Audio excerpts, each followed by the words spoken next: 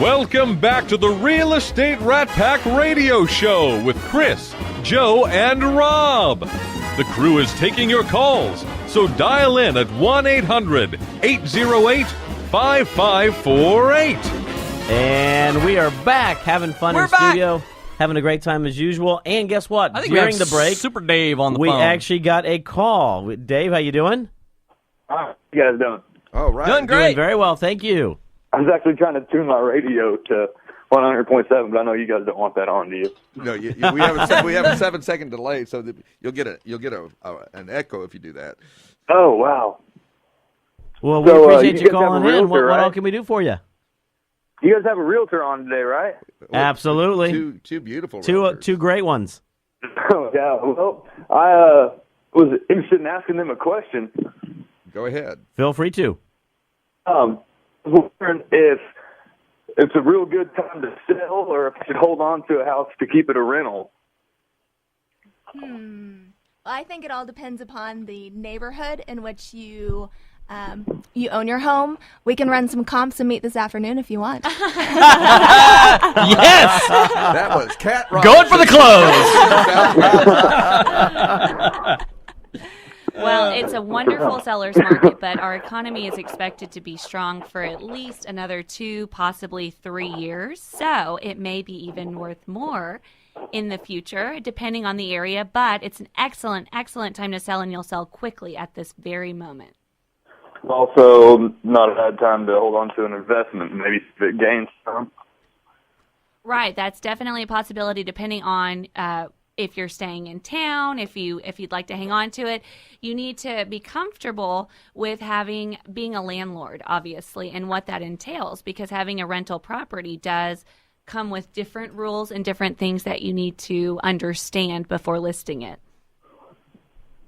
All right. Well, I appreciate it. Well, yeah, a lot depends on your goals and what you want to achieve. So that that sometimes sitting down with somebody and consult with them and one-on-one, and either one of these women can help you. We're here for you. I think they've all touched on it, Dave, that it really is more about what your long-term goals are.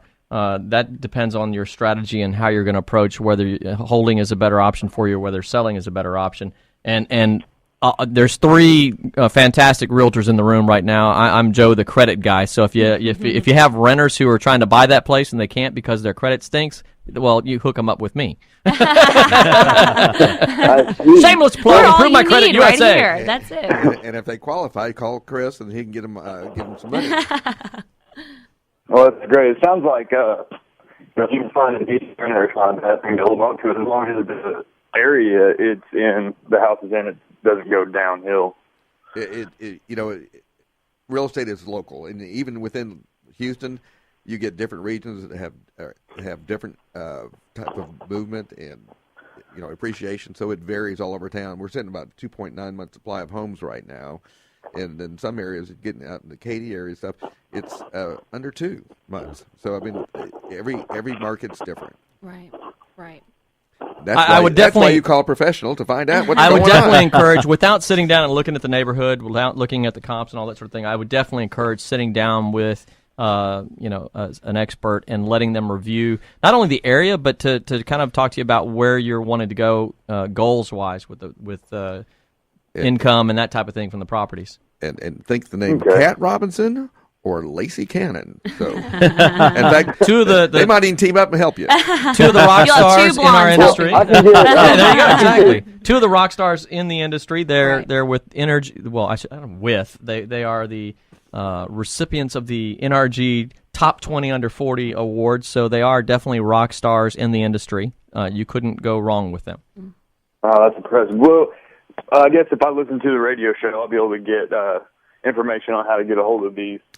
Well, Cat, good time. How does somebody get a hold of you? Hey, go to Facebook right now on the Real Estate Rat Pack, and you can get our information there because we're tagged in photos all over the place there. Or for me, you can go to www.teamcat.net and get my information. I'm with Heritage Texas Properties, David, and you can find me on our website.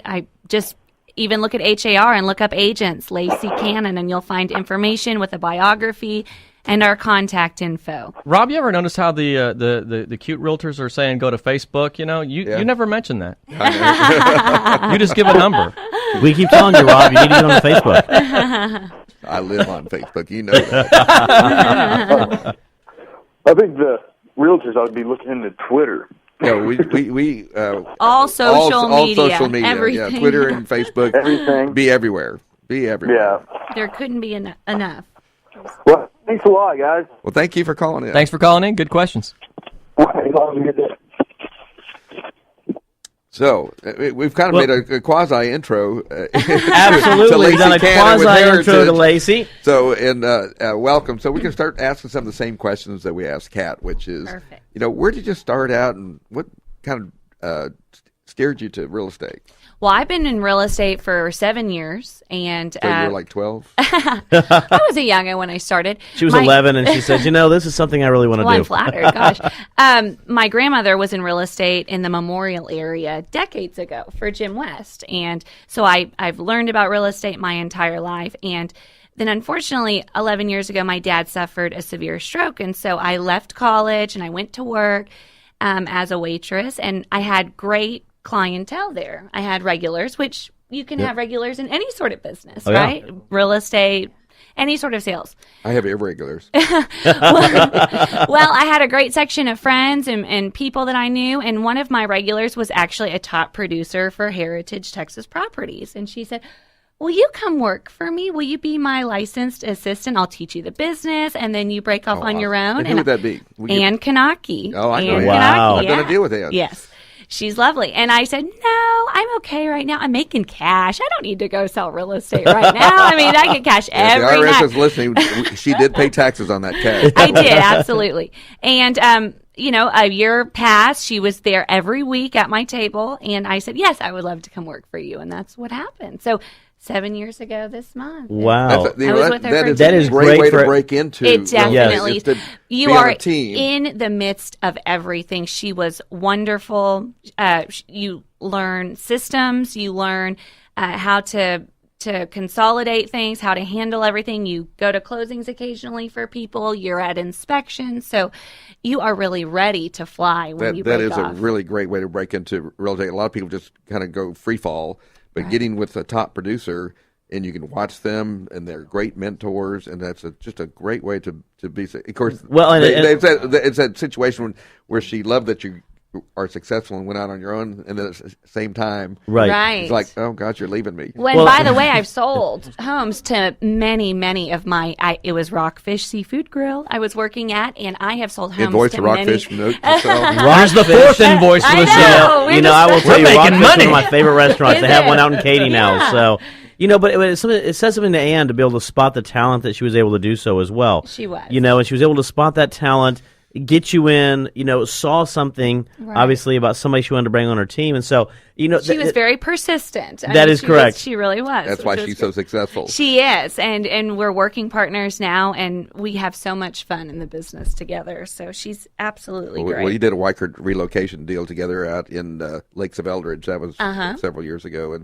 And so, yeah, she's a consummate professional. Right. She really is. And so you got in, obviously, you've been extremely successful, 7 years into it. Right. What do you see right now? What are some of the fun things and some of the challenging things you see about real estate in today's market? Well, what's tricky is there's obviously not been enough inventory, and there's been a surplus of buyers out there, and sellers are loving it, by the way, understandably, right? But as a listing agent, you're working 10 times harder because when you get a listing, you're fielding 10 offers. Right. Exactly. I mean, I had one on the Heights that I had 22 offers in on it, and we were listed at a very great high value, and it's just unbelievable. Did it appraise?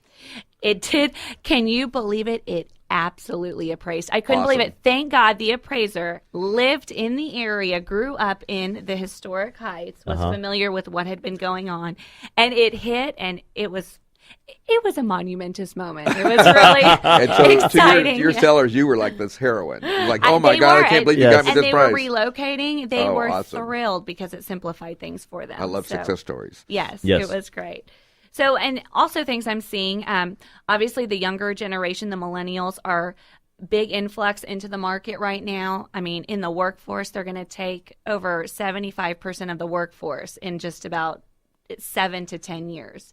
So they like information. They like to find things online, review things up front, including agents. That's why it's so important to have an internet presence when you're an agent in today's market, so people can read about you up front. Oh, yes, absolutely. And get to know you. Because how many times, I mean, I think it's more often than not, we don't just run out to a store and buy things anymore, the younger generation. We have to do research and we have to read reviews about it. And it's important for agents to also have reviews because that's what the consumer trusts today, hearing what other people have to say, not just what we have to say about ourselves. And we talked about the importance of reviews last week. We had Zillow, Zillow on, and that is such a huge thing. I'm a massive fan of the reviews. You know what? And I've adopted a lot of the younger generation's habits because I go online and research. You know, I was on eBay in '99 when it just was starting up. I always read those reviews. I always look for stuff. Right. But you know, realtors for the most part don't like to be reviewed. Well, I think they're nervous that they'll get one bad review and it'll take away. What I've heard from people is that they don't necessarily believe when they see a perfect 5 out of 5 with so many reviews. So it's okay if you have a 499, 498. Actually, I find that more believable. Right. And so, yeah. I mean, not saying we ever want bad reviews. We like good reviews. Well, you know what? In life, it's not just being flawless at something. I quoted this last week, so I won't go into the long story. But a friend of mine, who I consider to be a musical genius, said this once of a musician that we'd watched who had a fantastic performance between the two guitar players. One of them was flawless. One of them had a little flub. I said afterwards, "Hey, man, I think the first guy was better." And he said, "Well, it's true. He was technically better, but sometimes the showing of genius isn't being flawless. It's how well you recover." Right. Yep. And everybody's going to have a mistake. It's impossible not to have a mistake. Yeah, if you've been in the business more than a week, you're going to have a mistake. It's going to happen. So it's not being flawless. It's how well you recover and deal with the mistake and how well you give customer service beyond that point. Exactly. So. Well, we are coming up against a break. As usual, time flies when you're having fun. How does that happen? I don't know. We don't even need to take breaks. Yeah, exactly. We've had so many invoices go out today. Exactly. I would agree. But you know what? We are going to take one, so stay tuned. We'll be right back. A little bit of me and a whole lot of you. Add a dash of starlight and a dozen roses too. Then let it rise for 100 years or two. And that's a recipe for making love. It doesn't need sugar, 'cause it's